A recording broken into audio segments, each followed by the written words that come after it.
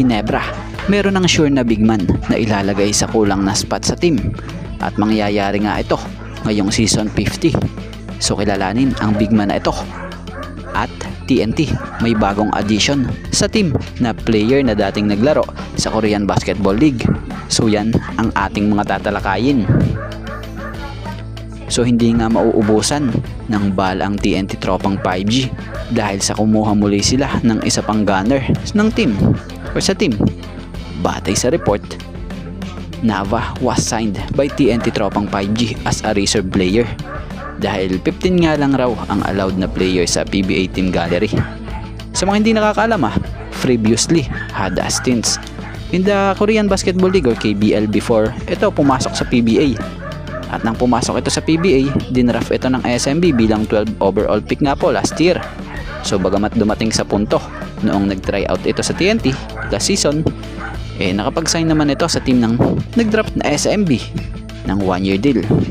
Pero sa kabilang banda, na-trade din naman itong si Evan Nava sa Northport Batangpier as conference bago pa man ito inirelease during the off-season.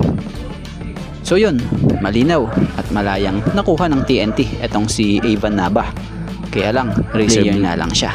Pero okay na rin dahil at least may chance siya na ma-activate pa rin siya kung kinakailangan talaga. At dito tayo sa big man na malaki ang posibilidad na mailagay sa isa sa kulang sa spot ng Barangay Ginebra. So matatandaan namang dalawa ang bakanteng spot dito sa lineup ng Ginebra. So yung isa, mapupunan na. Ang good news pa dito, ngayong season 50 na din. Dahil balita'y possible first quarter or next year or around nga mga February nga raw ito makabalik.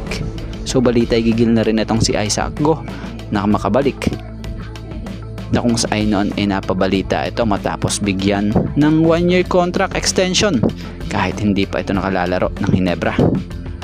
So nung nakaraan kapansin-pansin na nasa ensayo na ng Barangay Ginebra itong si Isaac Go na siyang magandang senyales ito na unti-unti nang nakababalik utay-utay ito. So abangan ang pagbabalik soon ni Isaac Go.